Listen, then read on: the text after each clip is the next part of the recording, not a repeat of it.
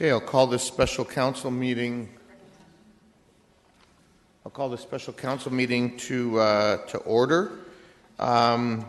We will deal with the snow disposal item first because we have some delegations here for it. I guess I'll turn to staff. Is there any presentation or anything that staff are looking to do? No? Okay. We'll then go right to the delegations. I'll remind delegations that you have 5 minutes to make your presentation. At the 4-minute mark, you'll hear a bell, and that's a reminder that you have about 1 minute to wrap up your presentation. Looks like I have more than 2 delegations. The first delegation is Mr. Fred Cochran.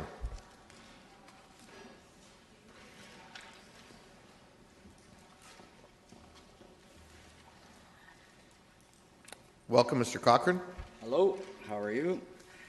Mayor and all of council. Never done this before, so I'm all new at this. You can maybe just push those microphones in towards you so we can pick you up. Wonderful, okay. Thank you. How's that? Thank you, sir. You're welcome. Okay, I have a property at 516 Northbrook Place, which backs on to the proposed snow dump. I've been kind of in the snow business for over 30 years. Been in snow dumps, been around them, worked in them.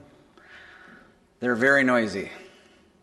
And we've been to a couple meetings already that looked at a lot of fences, a lot of berms, a lot of everything, but it's not going to stop the noise. This snow dump that you're proposing is right beside houses. Right across the street, there's a stream of rental homes and owned homes and people that have been there for a long, long time. A lot of residents. And you're going to disturb a lot of people in the middle of the night with a noisy snow dump. And we run sometimes 2 crews. We have a busy winter. There's 2 crews, and then there's probably all the private people that come in as well, that the city hires for snow removal in the downtown, parking lots, whatever. So it's an ongoing thing. It's a beehive of trucks banging tailgates, and when a tailgate slams, like a shotgun going off. You got tracks, and now you got backup beepers going off. It's quite noisy. Homer Watson closed snow dump, closed because of the noise. I think we should have learned our lesson with that one. Graber is now a daytime site because of the noise. And they don't even like it in the daytime because it's too noisy. And I'm sure the city has gotten a lot of phone calls over that. I've worked on Battler Road for over 20 years on that site. There's a lot of issues with that site. Contamination is one, so once you start getting into the ground there, you're going to run into a big expense. That's why it was kept the way it was all these years. As long as you don't touch it, it's fine. Once you start digging in the ground, you're going to have to clean it up. There's no question about it. There's a pipe that runs through that yard, Strasburg Creek, down, and it runs all the way through that yard right down to Old Huron. And that's over 40 years to 50 years old. That pipe is 40 to 50 feet in the ground. So if you replace that pipe, it's going to cost an awful lot of money. And if you're going to put a snow dump there, you might as well replace it. But we're hoping that you don't, because of the noise. We've had other snow dumps in the air in Kitchener for years and years. Shirley Avenue, Spring Valley, they were all out, away from houses. Never bothered anybody. They closed, and we've moved snow dumps over to Activa, where the Activa Center is there. It was away from houses. Perfect. But we keep developing all our snow dumps. So All I'm asking for council, do it right this time. Don't put it in somebody's backyard or there's going to be tons of complaints. Okay. I'm finished. Thank you, sir. There's some questions for you. Councillor Fernandez. Thanks, Fred, and thanks for talking about your expertise with regards to snow disposal sites, both living and working on those sites. Yes. You raised something before. I think we've only talked about our own city staff bringing snow to this snow disposal site. Yes. But you're indicating that private operators will also be bringing the snow to the snow disposal Well, yeah, site. because the city hires people from parking lots downtown. At least they did. Okay. So, yeah, I've loaded snow, I've hauled snow, I've done it all. So I know what it's all about from one end to the other. So When you took me on a visit of the site, and we stood on top of just one of the large hills Yes. that was there, we could see quite a significant distance. absolutely. Almost, I would say, almost to New Dundee Road. Yeah. Except for maybe the trees in the way. But you were explaining to me that the snow that would be accumulated there would be higher. Oh, yeah, definitely. Yes. Okay. So one of the concerns you mentioned was the noise. So what does the snow do with the noise of the trucks? Does it absorb it or does it bounce off? Oh, no, because of the area of this site, you got at least a 10 or 12 story building in behind this yard, which is Conestoga Cold Storage. The sound bounces off of that building like you wouldn't believe. We got the other building, which is right beside on Battler Road, that was just built not too long ago. Beamer box storage building, and it's just like one funnel of noise that comes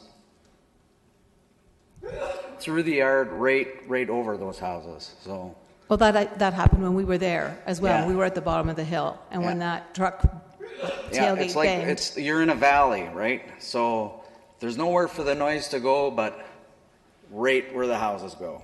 It's not buffered by continuing on past those buildings because it just bounces off of them. Exactly. The other thing that you did was at the last public meeting, you brought a picture of a snow dump from Winnipeg. Yes, Okay. I got that picture. Do you want to pass it around? Yeah, that would be great if you could pass that around. But also when we spoke last,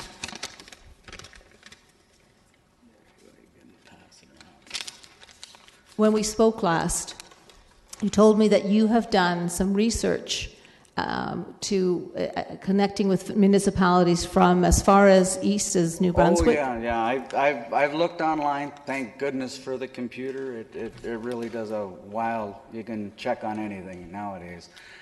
But I've looked from Calgary all the way to New Brunswick on snow dumps. And snow dumps, they figured it out. They put them out in the middle of nowhere, on way out from houses. I've even Googled where it was and everything, looked at it, and no houses. Deep within an industrial basin where there's no houses, they've have them there, but not near houses. They've figured this out, obviously. You made a suggestion to me in one of our conversations about where you would see the snow disposal site could work. Can you say what that was? I think it should go where it was put to every Kitchener taxpayer, at the KOF. Because, for the simple reason is, everybody was sold that that's where everything was going to be, from even the aggregate. And I had many consultations with Pauline Houston at the time, and about keeping the aggregate rate where it was, and they did a cost analysis, and we do a pretty good job of making aggregate and topsoil and whatever for the city, have done so for quite a few years. every new manager that comes into play wants to take it away, thinks that they can do better. But then we come up with a cost analysis and they go, oh, geez, you know, why should we take this away? And we get to stay one more year. So every new manager that comes in. Okay, thank you. I'm out of time for questions, Okay. but thank you. Okay. Councillor Yanetsky? Thank you for coming in, Mr. Cochran, and I do have a few questions as a result Yep. of your presentation. You mentioned the site way up on Homer Watson got closed down. Is that the one at Homer Watson and Greenbrook area, the Minesinger Park? That's right. Okay, That's right. and Where and the that soccer oper- fields are now. I'm sorry? Where the soccer fields are now? Oh, okay, there. And that was closed down because of noise? Noise. Because there's houses on this side, there's houses on this side, and then on Hugo Crescent backs on to Homer Watson, they built an old age home there. Right. And once the old age home went in, a year after it was in, council at the time, I don't think none of you guys were on council back then, they closed it. Figured it would make it better park than that So we would move it, and then Activa was open, or the over by in behind St. Mary's. I don't know what it's called. That's where it was. Yeah. So the reason it was closed was because of the noise from the Yes. trucks banging in with the, trying to make sure the snow is off the truck, the beepers, whatever, and... There was no beepers back then. Oh, Just tailgates. You could hear the tailgates. I lived in that neighborhood, woken up on Hoffman Street. When I wasn't working, you could hear the bulldozer going up and down and all the rest on that site And that's in the middle of the night. in the middle of the night. Okay. That's correct. Now that vehicles have beepers on them because this is a Oh, yeah. requirement, Everything's got a beeper on it. okay. I'm just wondering, from your knowledge and working and all that stuff, if the trucks do arrive at night, can the beepers somehow be turned off No. or activated in some way? No, they can't. And you can have a guy flagging and directing you, backing up or anything like that? No, it's a safety. If you look in, it's under the safety code that every truck, they try to do that for like even when we're loading snow downtown and stuff like that, like late at night, and they were advised not to do it. Okay, These so fellas may know more than me, but I think probably that's what it was Yeah, for. The safety issue of the whole thing. You can't shut them off. now, I did get to be at the site and meet with you back many weeks ago. You have a current operation of gravel storage and stuff of that nature. Yes. And you have trucks coming on a daily basis or even Yes. every so often. Yes. Bringing loads or picking up or whatever. Picking up mainly And that and dropping off. And that operation is 24 hours or is No, just during the daytime? no. 7 till 3. 7 till 3. Well, So 7 till 7, from 7 in the morning until probably 2:30 in that range. Okay. Then they all have to be back at the yard and whatever. So those trucks also come in and they're banging the backs of the trucks too, or is that? Yes, but it's not like 20, 30 trucks at a time coming on a continual bang, bang, bang, and away they go, No, they come and dump and go. Okay, so most people would be working during that time period, so they That's wouldn't correct. hear it. So, Yeah, that's correct. So through it's the after- day, it's not too bad. but at all. if we have a snow dump site there, most snow clearing happens at night, especially you get the big falls. That's why I bought my unit where I did. It's right across the street from this proposed snow dump. So I figured it was going to stay right what it was or turn it into a park. Snow dump? Oh, no. I would have never bought there. Not in a million years. Okay, and last question I have here, you also referred to the storm sewer that runs underneath the site? It's not a storm sewer. It's actually Strasburg Creek. Strasburg Creek, but is it enclosed in a tunnel or in a 45-inch galvanized pipe. It's galvanized. It's not concrete. So galvanized, the life expectancy of galvanized is 20 years plus, not much more than that. It's already been there 40 plus years. If it's been there 40 years, how long has the city had that site already for its operations? I've been there pretty close to 25, and it was running there before, but not at the capacity what it is now. Like everything was just thrown all over the place, and it was not kept the way it is now. Okay, thank you. That appears to be all the questions. I just have one quick one, Mr. Cochran. You indicated you had, at the beginning, you had a fair bit of experience yourself in terms of working in snow. I want to be clear. Was this working for other employers, or did you work for the city of Kitchener? Oh, you worked for the city. Okay, thank you. The next delegation, that's all we have. Thank you, sir. The next delegation is Jason Swan.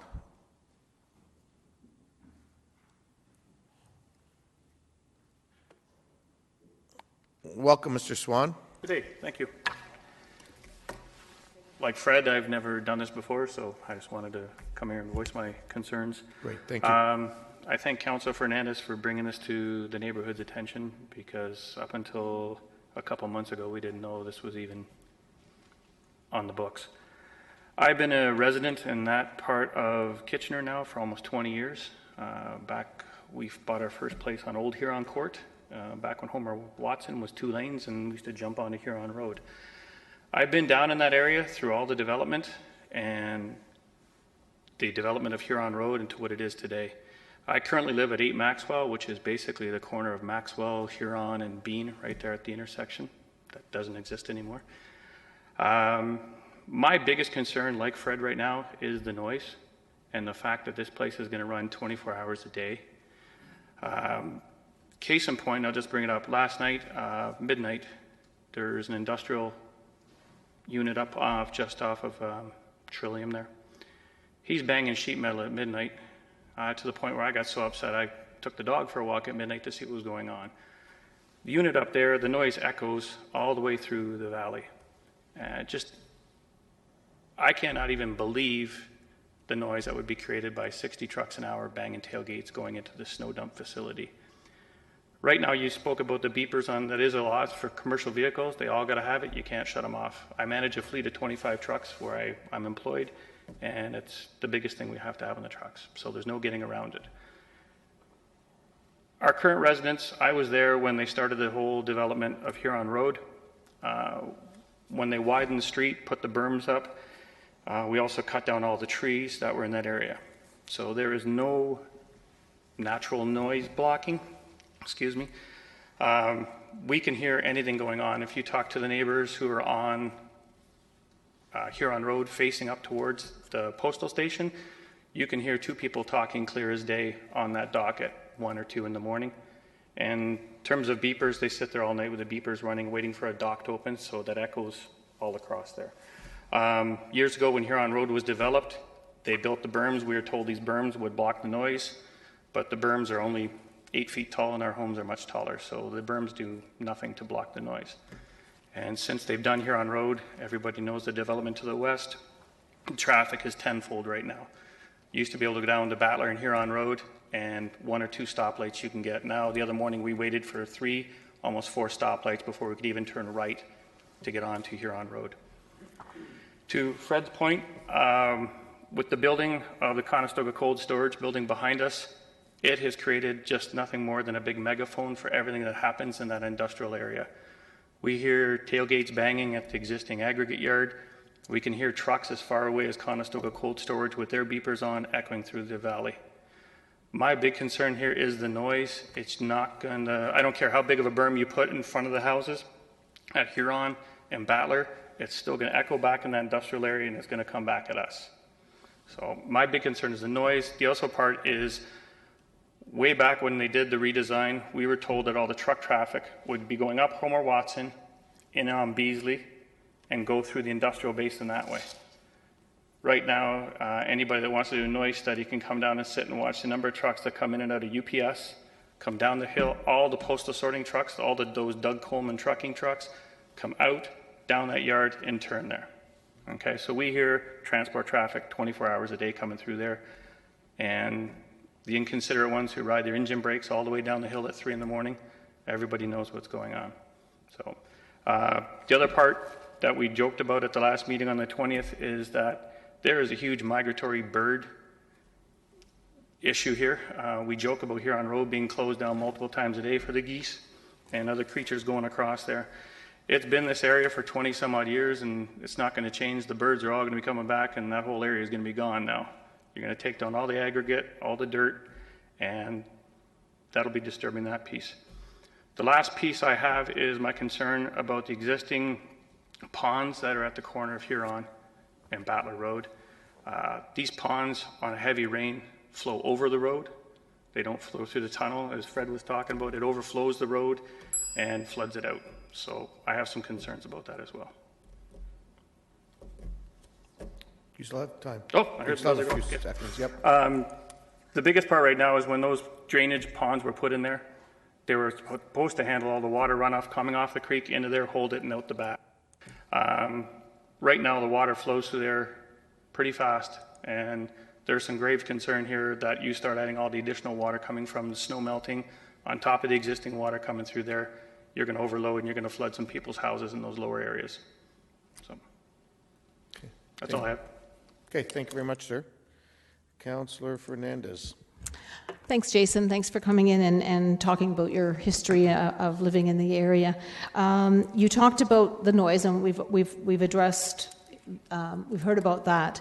One of the things that you pointed out was about the traffic, and the fact that, you know, although we were assured that there would be minimal traffic coming down Huron Road, it is indeed coming down all the time.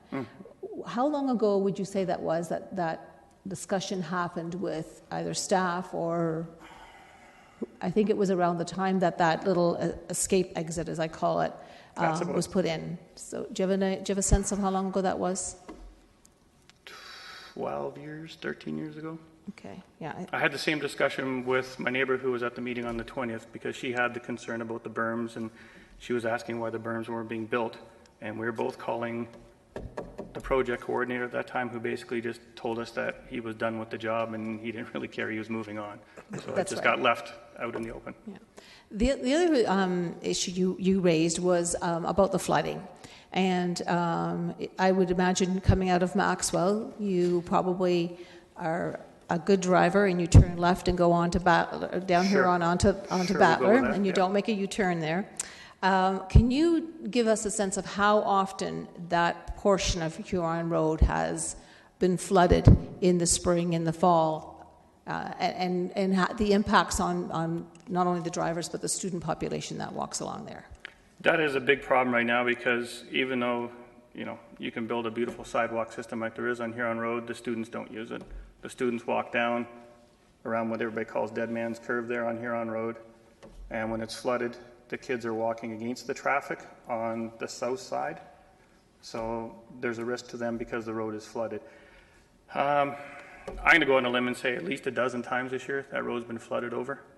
And I mean, it's not little pellets, mine slow down, crawl through, even with a full-size vehicle. It's pretty deep water. I know the city just went in and replaced a bit of the guardrail and bolted the guardrail to the existing rock bed that's there. But there is some serious issues with the water that's coming out of that holding pond. Whether those ponds have to be set up to handle the snow dump, I don't know, but I've got some concerns about that. Okay. My last question for you is, you know, if you look through the report, it talks about the different noise levels.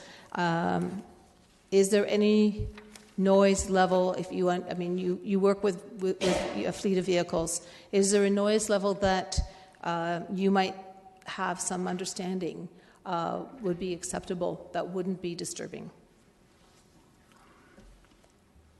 Yeah, 7 to 3, like Fred's hours, would work better for me. Right now, with the existing aggregate yard right now, one truck comes there and slams the tailgate. It's like a shotgun going off through that area. A noise study has to be done in the wee hours to appreciate how it echoes through that valley. And I mean, whether it's a tailgate banging there, or we can hear the factories over on the far side of Huron Heights paging people. We can hear the paging system clear as day from Huron Heights High School in my backyard. Yeah. It just echoes through that valley. Well, I heard the same sheet metal work last night where I live, so thanks for going out and walking and telling them to be quiet. Thank you very much. Thanks. Okay, that's all the questions we have for you, sir. Thank you. Our next delegation is Sonia Biselli.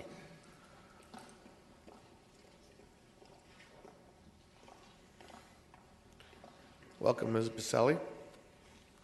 Good evening, Mr. Mayor, City Councilors. Some of you I've known for many years. Nice to see you. I had no intention of speaking this evening. I've sent each and every one of you an email with my concerns. And having the question that just came up, how long has the city had that property? In the early 80s, I trespassed while riding a horse, fell off the horse. So that was either late 70s or early 80s. That was city property. We went to the public meeting on the 20th of October, and we reviewed the report by MTE. One of the graphs or the chart that was shown to us was a series of criteria, and how each of the 6 options ranked. A series of numbers were presented in that chart, and to me, it didn't make any sense. There is a full-fledged report that stems from, but I wasn't convinced that the location on Battler was the best location, although it was ranked on that report as the first. In the meantime, I've gone to the City of Kitchener website and I've located a staff report dated September 21st, 2015. Sorry, the date of the meeting was September 21st. That same chart appears, but instead, each one of the criteria is ranked first, second, third, fourth, fifth, and the Goodrich Drive location ranked first in 2 out of 5 criteria, whereas Battler ranked first in only 1. So when we were told at the public meeting on the 20th that the Battler Road location is the first choice, I found that a little bit misleading, and I only found that after I had sent each of you the email. So I wanted to bring that to Council's attention, that Goodrich Drive ranked number 1 in 2 out of the 5 criteria, whereas Battler ranked number 1 in only 1 of the criteria.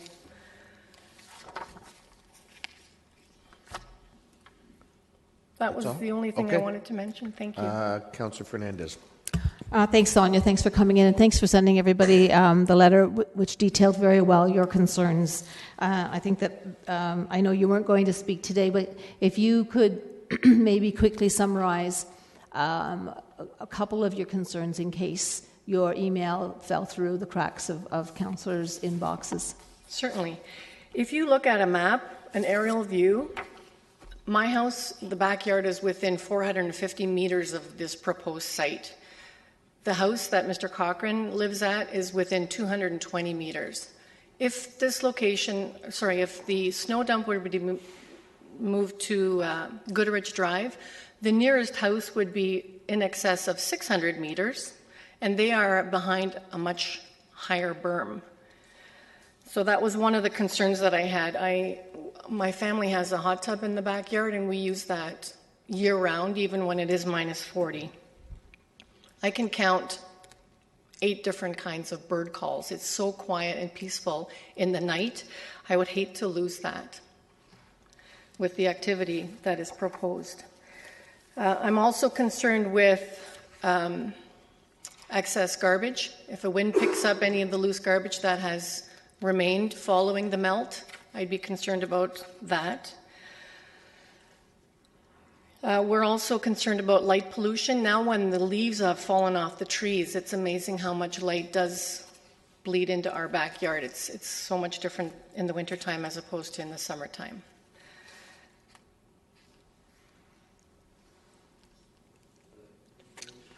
She was just looking. Yeah. Also at the 20th, I brought forward the point that on the City of Kitchener website, I found the draft version of the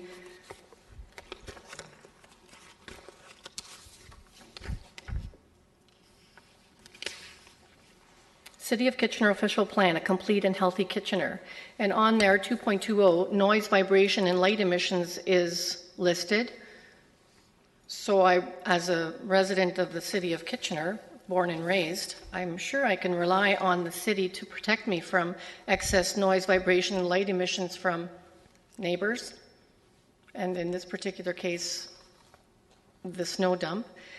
I also referred to the bylaw that I found under Chapter 450 noise, that for 450.6.1 construction work, excavation, demolition, alteration, time limit, the sound or noise arising between the hour of 7 o'clock p.m. and any day and 7 o'clock a.m. of the following day, etc. I can't understand why the city would put something so close to the residential area that would include Maxwell and Old Huron and Battler. That's great. Thank you so much for doing that. I appreciate it very much. Welcome. Thank you very much for coming in, Ms. Pacelli. Those are You're welcome. all the questions we have for you. The last person then is Jody Merritt.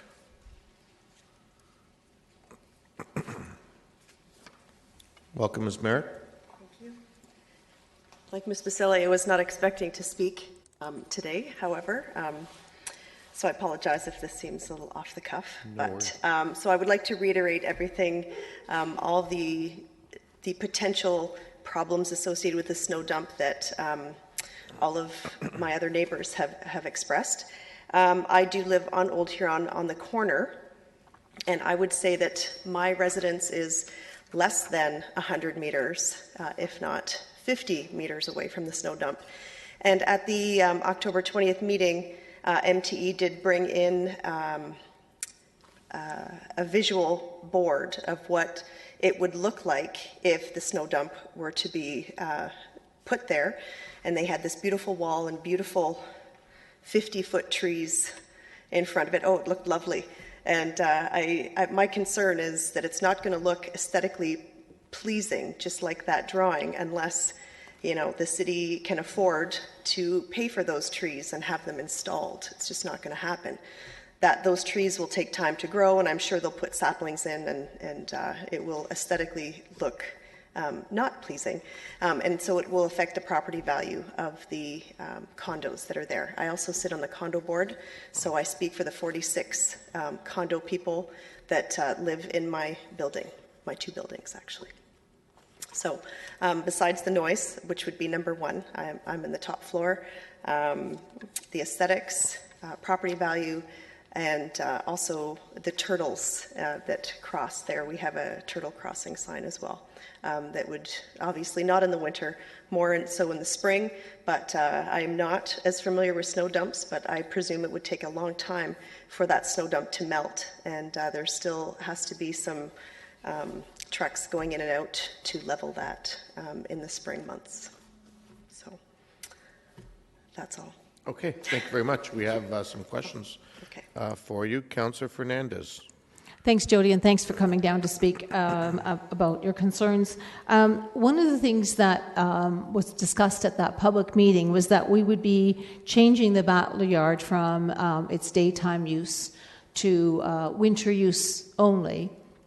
But the numbers that we heard were that there would be 30 days of 24-hour use for the snow disposal site. If you were to have your wish, I mean, maybe this sounds like a silly question in a way, but if you were, there was only 30 days of disruption as opposed to the regular works that happen now, would you be willing to accept that as an offset? Not if it was 24 hours a day. I need to sleep. Okay. And have you spoken to a number of your residents in that condo complex and gotten their thoughts and concerns about this? Yes, we spoke about it at our last board meeting, which happened to fall just before the October 20th meeting. So I had an opportunity to tell our board about it, and I was able to bring one person with me. Okay. What was the general comment? Consensus? Mm-hmm. We were not in favor. Okay. And how many residents do you There are represent? 46 residents in that complex. There's 2 buildings of 23 units. That's great. Thank you so much for your comments. Okay, the next question comes from Councillor Netsky. Thank you for coming in. You've lived in that area, in that condo, for how long? Only 2 years. I'm the newest resident. However, the board that was that MTE had created, the visual representation of what the snow dump would look like, is right out my front door. Okay. Having lived there now for 2 years, do you hear noise from other industries in the area, as pointed out by a couple of the other Definitely. delegations? Beamer Box. They built the Max across the street, so we had to listen to that being built. The Max Milk Convenience Store? That's right. Okay. And now there's a new subdivision being built behind me as well. So I have it on every angle. So what would be for the Max Convenience Store? Oh, no, when it was being built. Oh, during yeah. this So when construction? it was being I built thought you during mean in terms construction. of patrons coming in all days of the year or night? Right, no, but I do hear, I do hear the bouncing off of Beamer Box, more Okay. so than I do hear from the postal outlet, if I were to live on Maxwell. But I do have, like I said, behind me, there is a new subdivision being built, so I do hear that as well. Okay, thank you. That's it? Okay, those are all the questions we have. Thank you. Okay, that appears to be all the delegations we have. Councillor Galloway Seelock. Yeah, Questions of staff yeah, now. yeah. It's not going to be any surprise to staff where my questions are going to be coming from. But I really want to drill down with regards to the size of the pad that we're building, because that really is what brings the significant amount of cost. And I've looked at this. I want to understand, or if you can point me to the page that makes up the $1.9 million that you're asking for the overall project. What's the breakdown? Okay, through the chair. I have the consultants with us who prepared the report. Maybe better that they come down and speak to that. Sure. So I have Caroline Amiot and Jeff Martins and Bob Fady, all from MTE, and Andrew Sheetal from Natural Resources Solutions. So the question was where the 1.9. What's the breakdown of the 1.9 that's being requested? Yes, so if you go back to the final site selection study that we had circulated to you earlier, it had the cost breakdown in it, and it sort of spoke to the snow pad area being 1.14 million of the cost of 1.735, and then the contingency was 10% of that, which brought it up to the 1.9 million.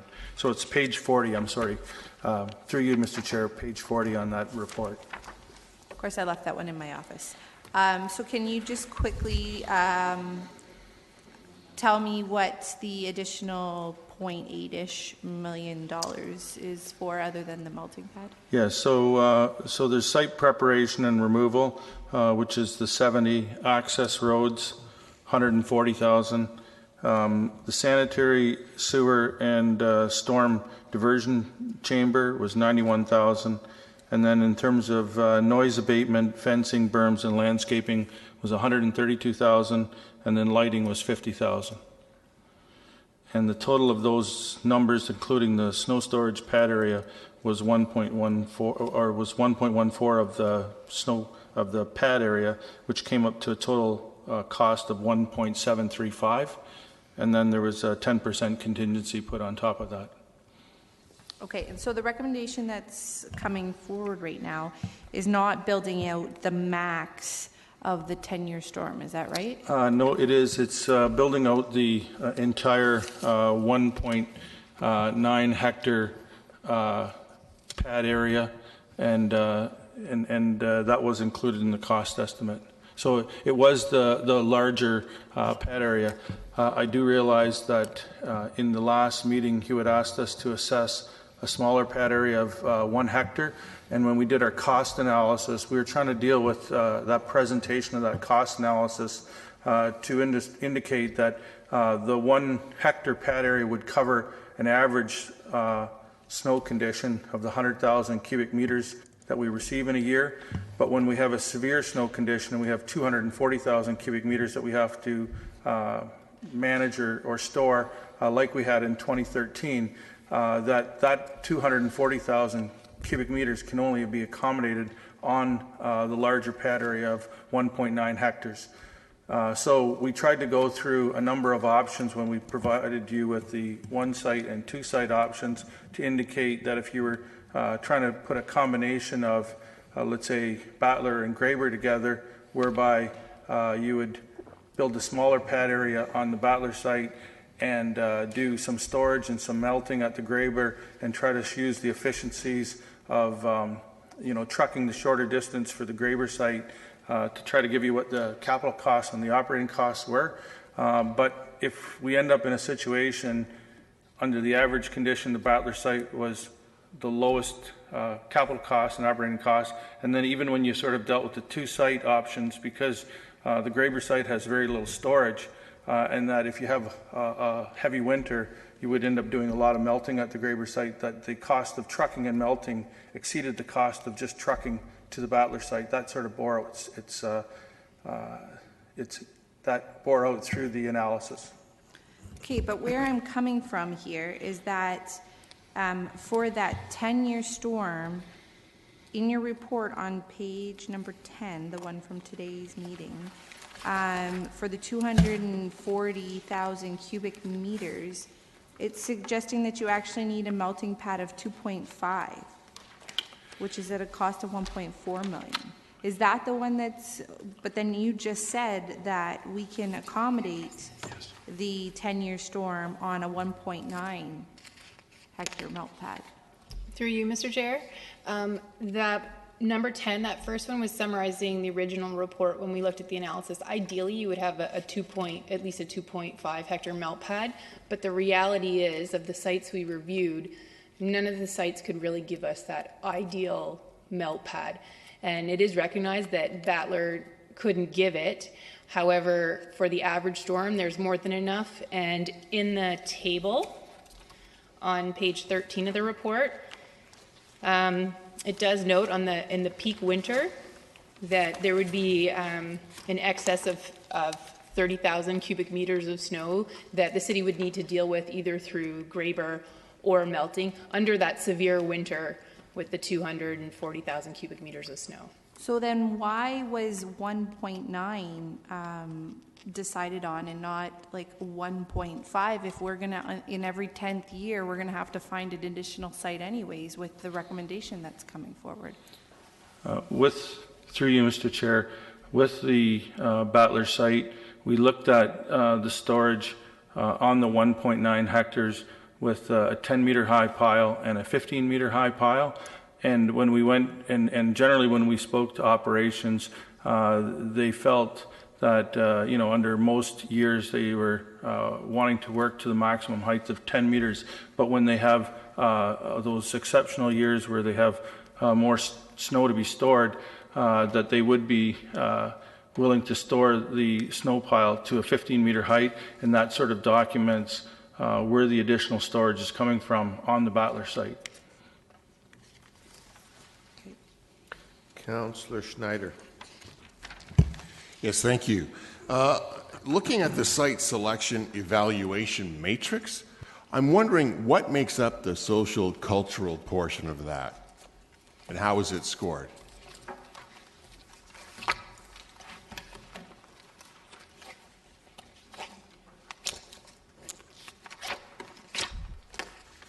Through you, Mr. Chair, if you go to the original report on page 26, it outlines the key points that were used to evaluate.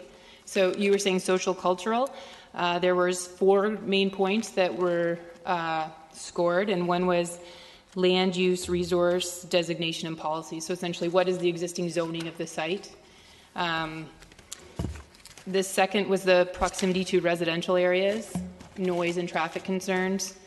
The third was potential land use impacts. And the fourth was public acceptance, impacts to individual properties and communities. Okay, so if we're incorporating the distance from residential properties, how would that show up in the score? The scoring, so if you go back to the appendix, and there's two matrices. There's one that has just the numerical scoring, and then there is one that has the description sort of why everything was scored. So under social, sorry, can you repeat your question again? Sorry, I'm just wanting to know how it's scored. Like, Oh, how it's scored. like how it gets its points, high or low. Okay. Yeah. Okay, so generally what the scoring system that was used was a 0 to 5 scoring.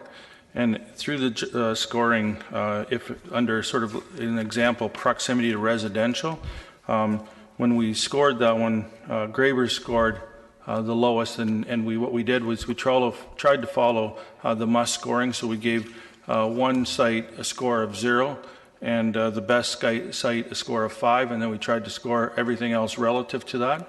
And so when we went through that particular scoring, the Graber site was the one that scored 0, and the Goodrich site scored the 5 because it was the best site with respect to proximity to residents, and the Battler site scored a 3. Okay, because I'm just trying to understand this. I've heard some of the allegations say, one home is 220 meters away from the site, and another is 450 meters away from the site. So just wanted to know how that figured into the scoring. Thank you. Okay, Councillor Yanetsky.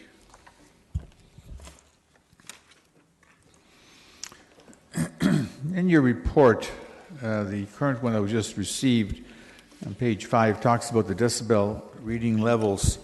Then at night should be about 45 decibels as being the standard. Is that correct? Correct. Okay.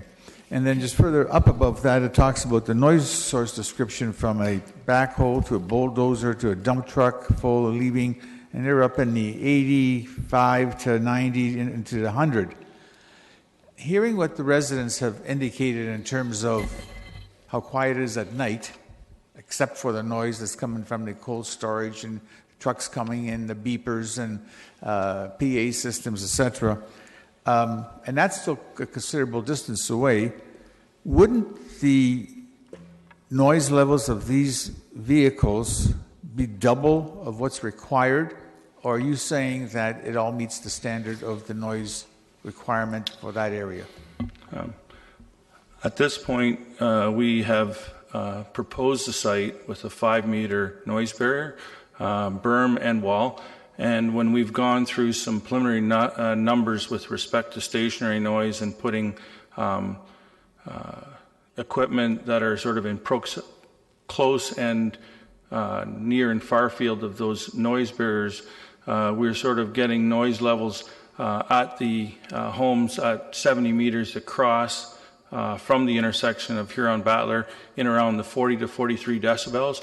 But one of the things that we're identifying as the first order of business once we look at this site is to complete a stationary noise study by a consultant, another consultant, that sort of deals with the actual, three-dimensional noise in the area, which would require them to sort of put in the mitigative measures that are proposed, put the equipment and the receivers, and then deal with sort of those predictive numbers to confirm, what our preliminary assessment has been with respect to noise.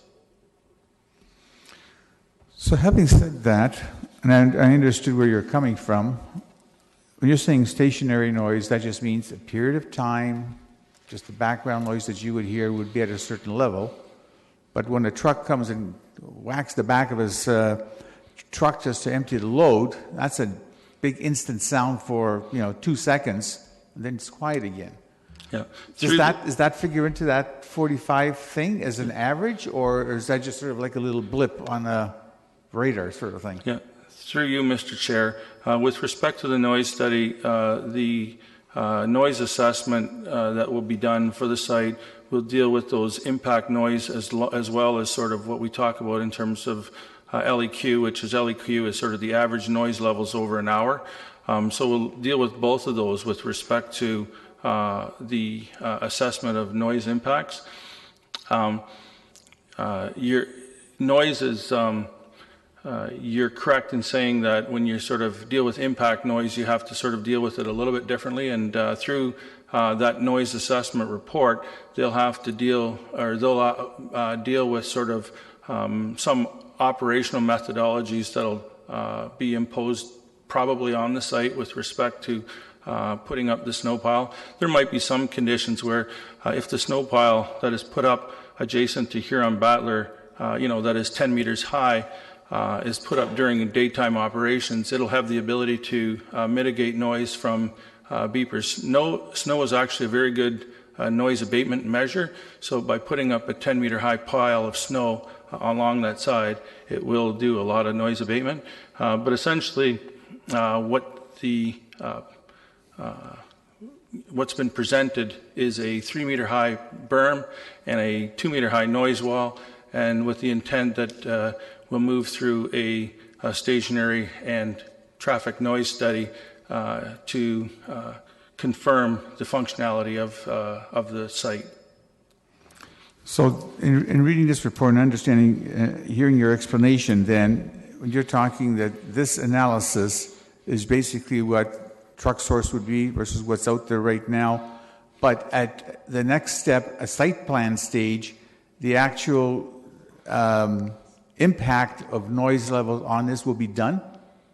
Yes, at the next stage of design, we will go through a stationary noise assessment that'll deal with sort of the actual equipment that is on site, the geometrics of the site itself, and go through that detail. Okay, so this report does not address that. It just gives you the parameters of the source, the one source versus the other, but we still got to wait for the final noise abatement, noise analysis still. Through you, Mr. Chair, that's correct. That answers my question perfectly. Thanks. We've heard a lot about noise. I'm not going to ask too many questions about that because I think there are a number of other issues here that need to be also addressed. The traffic and the impact on the natural environment and the creek. In your presentation at the public meeting, you showed a map where there was a pipe or something that you said that the water going through the pipe under Battler Yards was going into the stormwater management ponds. Is that correct? Yeah. Through you, Mr. Chair, across this site there is, well, first of all, north and west of the site, there is a stormwater management pond that forms one of the ponds of the, I'll say, Huron industrial area. And the outlet for that stormwater management pond, I believe, is a large diameter pipe that traverses across the site, and it goes, and I don't believe, from my recollection, that it actually flows into the swim pond? Okay, so Carolyn's saying it's flowing into the swim pond, so I'm going to sort of say that she's correct on that part of it. So, but there is a pipe that sort of crosses through the site that is an older pipe that's been there for quite a while. Okay, well, I hate to contradict you, but somebody who's worked on that site for 25 years can attest that that pipe goes to the manhole on Huron Road, which creates an awful lot of flooding for the houses directly across. There is no pipe that goes into the stormwater pond. There, Councillor Fernandez? I just want to make sure that the public knows that that was an incorrect answer. Councillor Fernandez, in all due respect, they're engineers. They're giving you their professional advice. And I've been on the site with a person who's worked there for 25 years and knows exactly what the situation is. We can continue with questions, please. Thank you. The traffic situation, according to the maps that you've shown us, all the truck traffic will go down Battler Road, for Strasbourg, down Battler Road, into the site. Is that the traffic patterns you had planned on? Yes, the routing was presented at the PIC, and at the PIC we identified that the traffic would be routed along Beasley. Beasley? Go ahead. Just click you in. Go ahead. Oh, you turned yourself off. Go ahead. There we go. Through the chair, yeah, the route that we talked about that would have the minimal amount of impact on the residents that are neighboring the Battler Yard is, for the majority of the city, is coming down Homer Watson, in through Beasley, around Trillium, down Strasburg, and then on to Battler. I believe it's on the map that's included in Hall Route. But there is an exception to that, and that's the two subdivisions that are along Huron Road on the south side there. So they would come in, would make no sense for them to go north and then come back at it. They would come down Huron Road to Strasburg, then go up to Battler. So I just wanted to clarify that. We didn't have that as a haul route on there. So coming from that very extreme southwest end of the city, because we do haul from those subdivisions as well. But the primary route would be through what's illustrated in the report there. Go ahead, Councillor Okay. Fernandez. So with 30 trucks an hour, is that what could possibly happen? Do you project that there will be no trucks waiting to get into the site?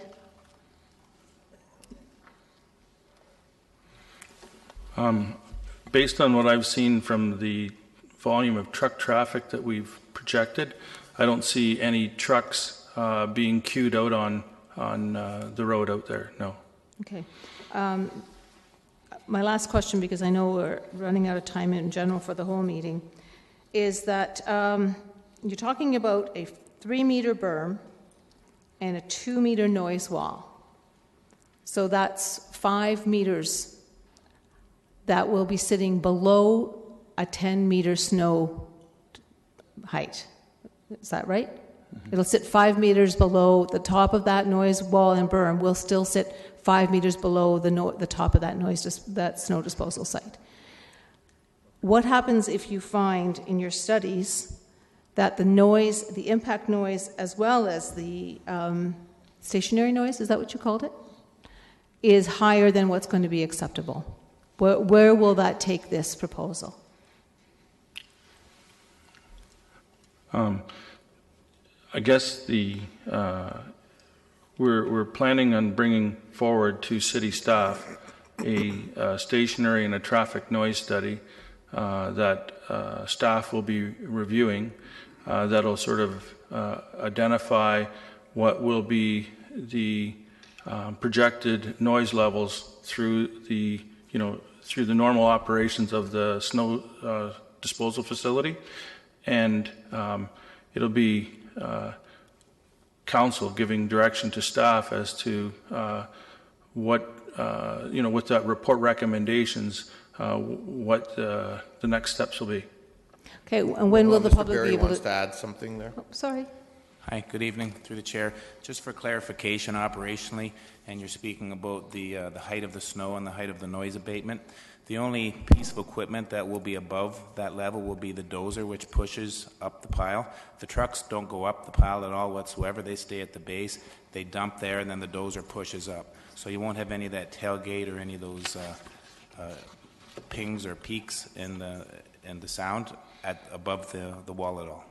Okay, thanks for that clarification. When would the public be able to have access to those studies? At this point, I guess we're sort of saying we're waiting as a consultant to sort of get direction on moving towards the next steps, and once they're available, that's when they would be available for review. Okay, I will have comments. I can maybe comment on that. Through the chair, I think going forward, as the staff report states, this will be going through the capital process. So as soon as that process has happened, then we'd be looking at the next steps and going out from there. So once we've had that commitment. Okay, that appears to be all the questions of council. I have a few questions myself. I'll build, first of all, on that last one, which is with respect to what will be above the berm and the noise wall. I do know from the Graber Ave situation last winter that the bulldozer has steel, I don't know what Track. steel track. That creates some noise issues, does it not? Yes. I do believe that when they work through the noise study and they work at the berm that sort of gets built adjacent to Noise and Battler, that berm may need to be constructed during daytime hours so that all the work after that can be sort of done in behind the snow berm that sort of is created. Like it itself will act as a noise wall, but yes, but it'll also deal with, the stationary noise will deal with the equipment, the noise from the equipment and its relative elevation and spatial geography relative to the residents. When we're looking at this, I believe that we're going to end up creating a three-dimensional model with respect to stationary noise. Okay, so just to be clear, what you're saying is that the noise would need to be, or that any of the grading would need to happen during the day if it was below the top of the noise wall? Is that what I'm hearing you say? Whoops, sorry. Go ahead. For you, Mr. Chair, essentially what I'm saying is that the 10-meter high berm that's adjacent to Huron and Battler, if it was put up primarily during daytime hours, and then the noise of the dozer in behind that pushing up against that berm to sort of build the rest of the snow pile in behind it up to that 10 meters would be generally the operation that would sort of keep the snow berm itself would abate the noise from the dozer. Okay, the next part that I want to ask is just with respect to the option with point-wise that was the next closest, which was the cough. And my understanding, if I read the report correctly, there is the main concern there is, well, twofold. One is environmental and one is cost.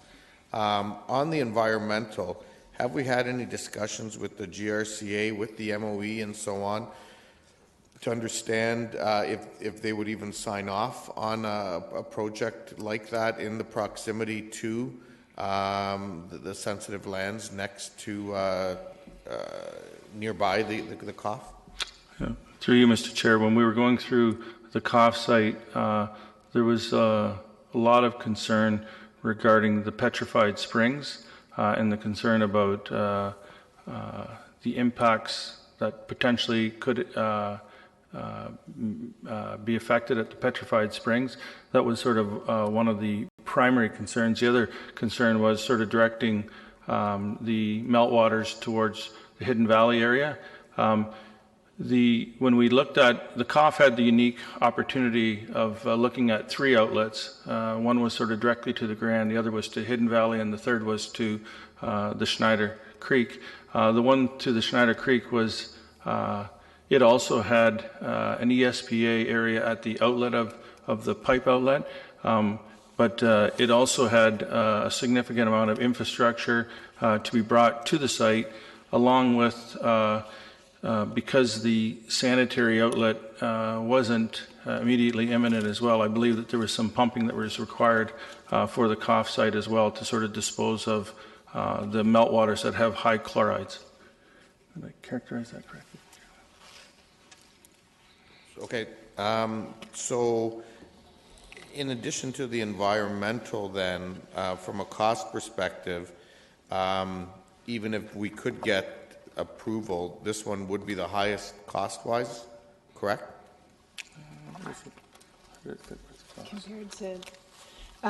Compared to the Battler site, yes.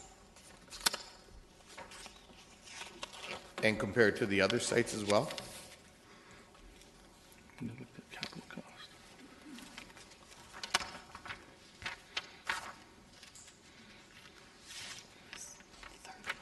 Yeah. In terms of the ranking with respect to the economic financial, Battler was ranked first, Strasbourg Huron was ranked second, and the COF site was ranked third. Okay. Okay. And the reason why the Graber and the Odd were ranked lower was because of the cost that was sort of anticipated with melting large volumes of snow. as opposed to using solar melting that would be incorporated on the Battler and the Strasbourg site. Okay, and I mean, I guess the other reality is in both of those cases, I mean, there's residential properties in much closer proximity than either of the scenarios we're talking about this evening. That's correct. Yes, okay, thank you. Councillor Marsh, see you pressed in since then, go ahead. Thanks.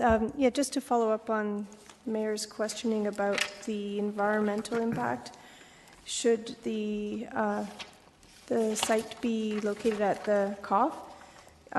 Isn't it, can you explain a little bit more about what they might be able to do to mitigate the environmental impact? Like, isn't there an impermeable membrane or something that you can put in? Through you, Mr. Chair, I'm going to assume that I'm a little bit deaf, so I'm hoping that I heard your question correctly. Yeah. Can you talk about the environmental impact and how we will mitigate that if it were at the COF? Okay. Yeah, when we looked at the COF site, one of the things that we considered doing was trying to put a storm outlet directly to the Grand River, but that was would have been through the petrified spring, so that wasn't necessarily a good option or was anything that could have been supported. When we looked at sort of directing drainage to Hidden Valley, that was ruled out. When we looked at sort of to the Snyder Creek, on that one, what we'd end up doing is, I think the bigger concern on that one was sort of the ESPA at the outlet of the Snyder Creek outlet, which wasn't as much of a concern, but it was probably the breaking point on the environmental was the concern that if there was any, I'll say, chloride runoff that got off of the melt pad, that the potential of it damaging the petrified springs was sort of the primary concern of the issues around the COF site. So I mean, in terms of protection against those chlorides leaving the site, they were concerned that it may seriously damage the petrified springs that are sort of adjacent on the COF site. The ways to mitigate it would be to make sure that all the chloride waters, meltwater that comes off of the site never gets into the groundwater system. Okay, thank you. One last question, I guess, that I'm going to ask, and that goes back to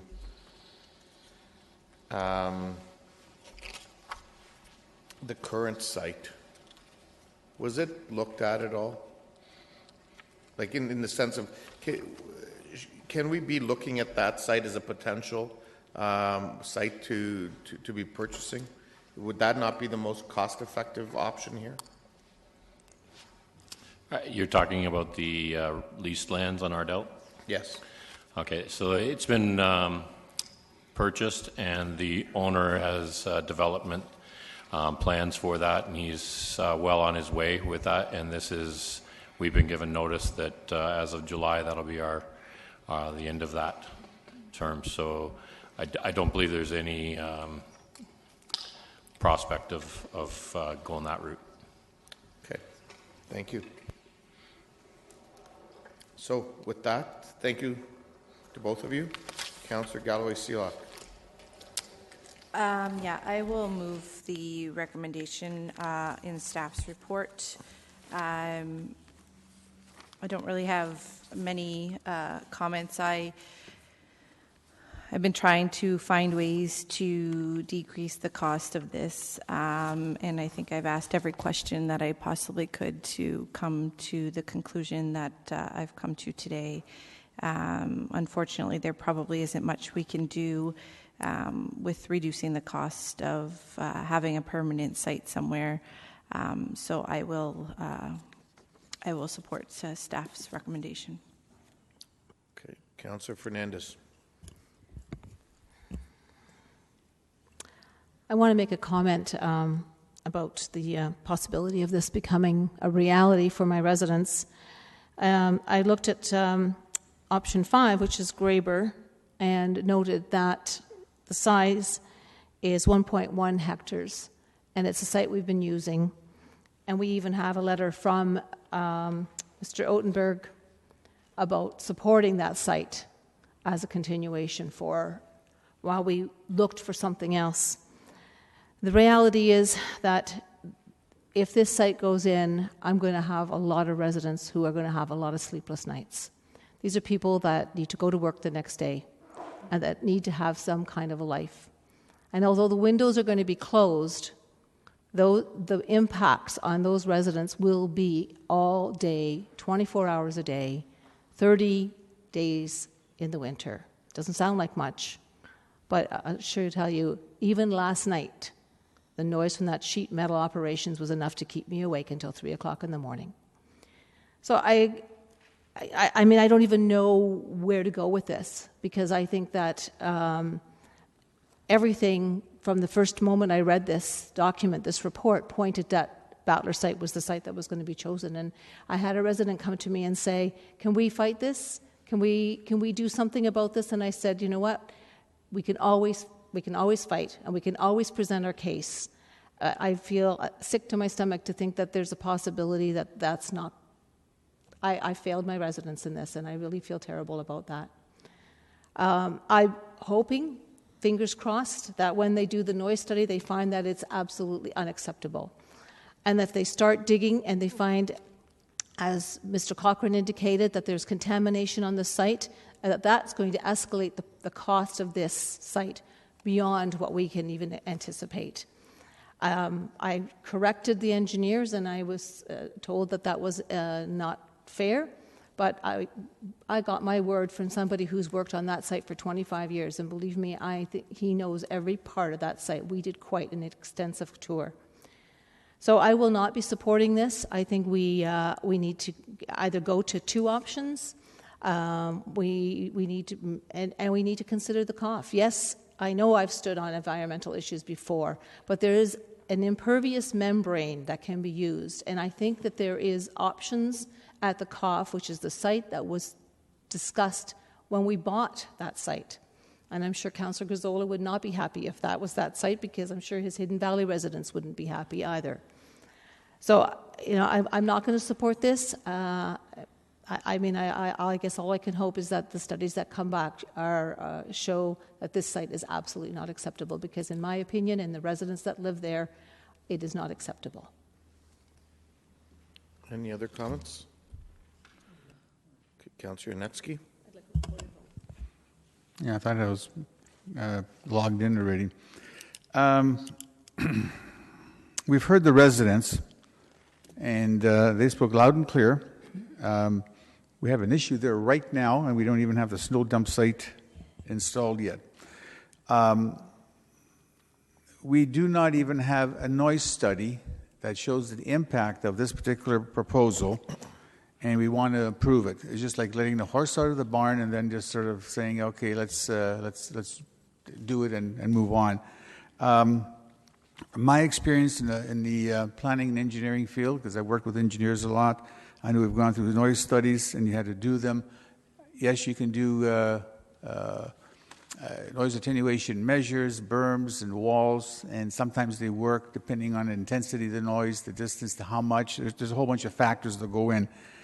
And I don't feel comfortable at all in this situation, knowing that some of the noises that we have generated by the bulldozers and trucks and vehicles are going to be twice as much as what the noise level should be.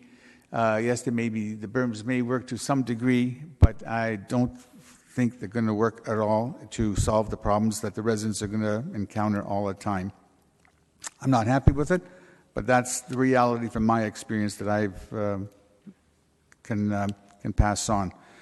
If the site moves over, a site has to be addressed, Battler site I'm referring to, and has to be dug up to put in all these things. We're going to have an environmental issue that's already been pointed out, and that is going to be very, very significant, as I would see from the readings and information I have, and I think that's the problem that still hasn't been addressed as well. I know if we go to the COF as suggested, because it came in second on the analysis here, a close second actually, We do have environmental issues on both sites, and I know that's a problem. But I feel that the distance of noise as a factor is much further with the Hidden Valley residents when you compare and look on a map and measure out the distances. I think the greater impact is on this community here. I would support having a COF location and not doing here. So in light of all this information that we have and response from the residents, I really feel we should be looking at another site, and I can't support this site at all. Any other comments? Okay, if not, a recorded vote has been called.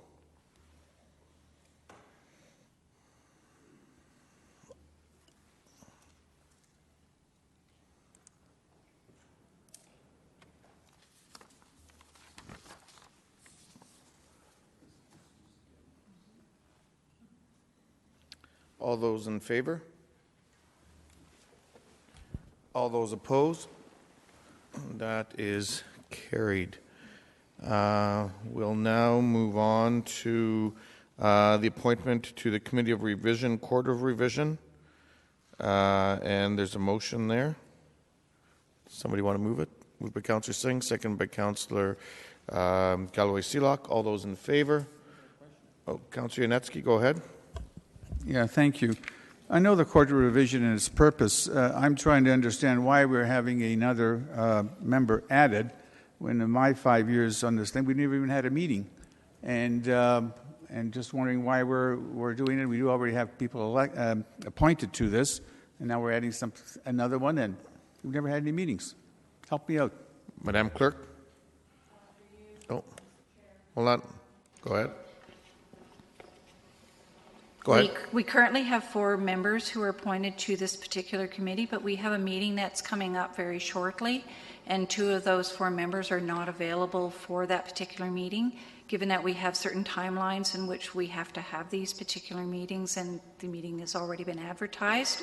We're looking for this extra member to sit for the next year, particularly to address this meeting that's coming up, but in the event that we don't have enough people for meetings, that we could have enough for quorum in a timely fashion. Okay, thank you. So all those in favor? Opposed? That's carried. Motion for 3 readings to confirm all actions and proceedings of the Council. Moved by Councillor Ioannidis, seconded by Councillor Marsh. All those in favor? Opposed? That's carried. Motion to adjourn by Councillor Schneider, seconded by Councillor Davey. All those in favor? Opposed? That's carried. Mr. Chair of the next committee, Mr. Councillor Singh. Yes, thank you, Mr. Mayor. Just wanted to poll the committee if they want a quick 10-minute supper or they just want to go ahead into the... I think we need a short break. We are running late, and we apologize to everyone, but Okay. All right. I just wanted to quickly comment that to the delegations. We do have delegations for the committee, so this meeting has ran far longer than we had anticipated. So the committee will adjourn for a quick supper. I'm not sure if there's a caucus item or not, but we'll try to reconvene as quickly as possible back again. There's not a caucus item. No? Okay. No. All right. In that... Oh, sorry.